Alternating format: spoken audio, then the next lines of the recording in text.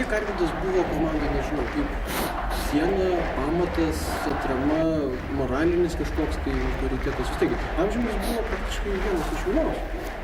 Amžiumi vienas iš jauniausių. Nu, aš ir paėmiau į komandą, jis neturėjo 17 metų.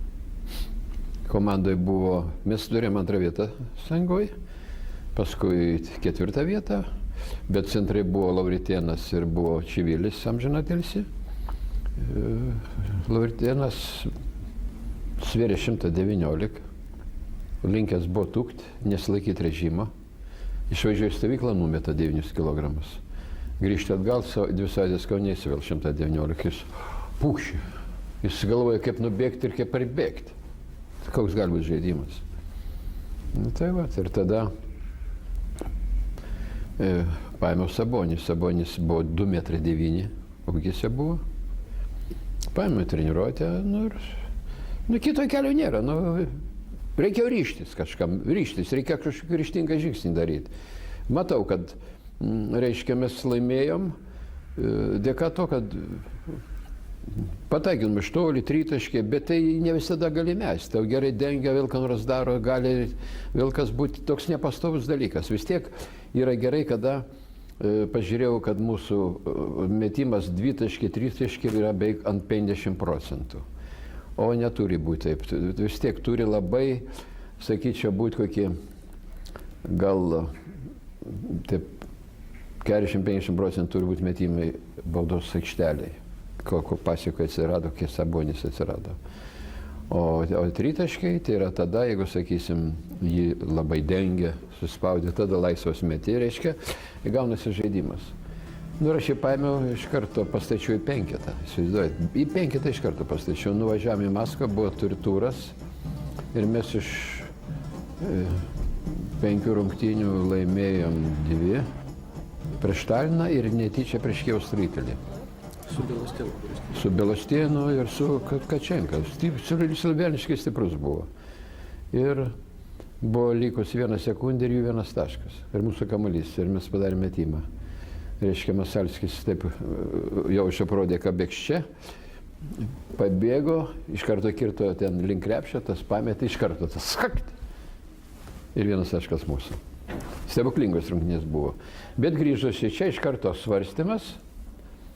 Manęs, ar čia neverta mane nuimti nuo darbo, kadangi jis paėmė kažkokį vaikigalį, pastatė į centrą, tas daro po 8-9 klaidas per rungtynės. Suprantat? Aš turiu protokolą, aš galiu parodyti dekalį, gali sakyti. Nes paskui buvo kalbos, Garastui gerai, jam Sabonis yra. Nu jo, Sabonį man Dievas, ponas Dievas nuleido su parašutu, Garastui tau reikia Sabonio ir nuleidė. Ne, jis dėka buvo per mano gal išvalgumą, tokį rizikingą mąstymą ir rizikingus veiksmus. Tai va, šiaip taip išsilaikiau ten.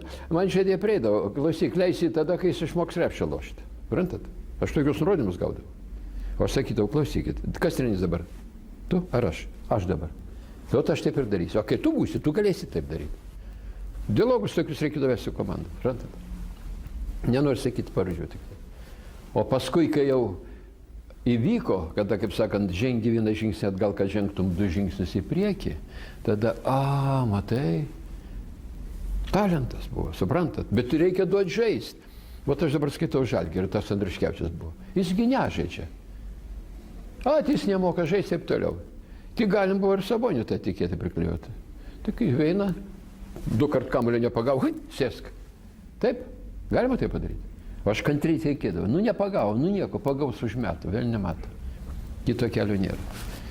Išlaukėt momento ir Sabonis tapo vienu iš starto, bet ir lyderių. Galėjau šiandien, kas čia 2,9, kas čia buvo. Koks plonas, sliekas buvo.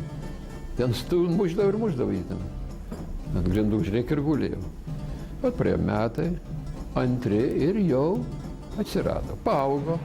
2,12, 2,14. Nu, aišku, nieks nebuvo numatęs, kai sauks. Bet jis buvo tuo metu aukščiausias. Ir viskas. O tai kaip, sakykim, Kačenka, tas pats Belostenas žiūrėdavo į tokį pacaną, vadinkim, ilgą ploną. Nu, taip, nieko jie palauk. Kas jam čia? Nors vyrai buvo. Belostenas 2,15, Kačenka 2,20. Ir taip aukštaugių nemažai buvo. Pankraškinas toks buvo.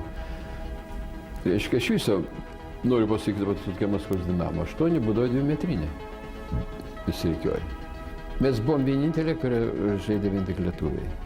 Dar net esam gavę priekaištų, kodėl jūs neįmat iš kitų broliškų respublikų. Nes visi turėjo, Latvija turėjo, Estai, tie, kurie vaidino patriotus, 4 buvo net, reiškia. O mes tvirtai laikėmės nuomonės, kad mes savi. Ir tas mums pateisino. Ir skaitau, kad tas labai matyti ir imponuodavo tas kitas sąjunginės respublikas.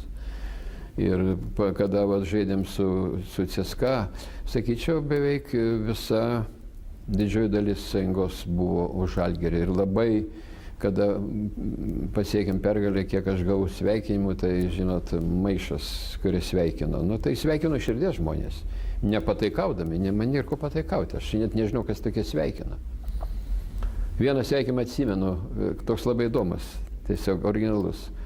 Reiškia, kad laimėjau tą. Atėjo telegrama, užrašyta. Slov net. Nėra žodžių. Nu ir viskas pasakyta, kad nebėra ką kalbėti. Dabar tai yra fanai, jas aprengia, ten matyt gal dar paremė ko tai. Tada buvo visi fanai. Važiuodavo į Maskvą, traukiniais iš darbo, nežiūrėdavo nieko, bet tose rungtynėse tai buvo Lūžnikose, kur talpino 10 000 žiūrovų, reiškia, pirmą kartą padarė tokioj vietoj. Lūžnikai tai pripažino tik hokejai, futbolą. Ir po tų rungtynių pradėjo prašyti, sako, dar kartą žaiskit čia, nes pamatė, kad krepšinis daugiau atėjo negu beveik į hokejai. Reiškia, lūžo, reiškia, tribūnos nuo vietų. Ir buvo, aišku, daug lietuvių. Bet buvo sudarytos tam tikros liūtys. Kokios? Nebuvo bilietų. Visi bilietai buvo parduoti kariškiam, eiliniam, kurie tarnavo armijai. Bet lietuvis nebūtų lietuvis. Jis nusipirko pusę litro, iškeitė, ką tas maloniai paėmė, reiškia, man pasakojo, kad tai buvo. Nu, tai, reiškia, 1000 idėjų išradėjams yra. Ir lietuvis nebus lietuvis, kai jis neįs ir nepamatys rungtynių. Aišku, jų palaikymas labai svarbus buvo. Kaip atrodė halė, kiek žmonių būdavo. Tamsi masė, praėjime nėra vietos, viskas tik žiūrovai, juoda. Ir, sakysim, su Maskvos Dinamo paraiškų buvo 20 000 žmonių, o talpino 3500 sėdimas vietos. Nu, tai daugiau suspausdavo, kada ir asolai buvo, ne kėdės. Nu, tai spaudžia viens kitą, ten žmogus visai susispaudžia ir dar priima porą daugiau. Ir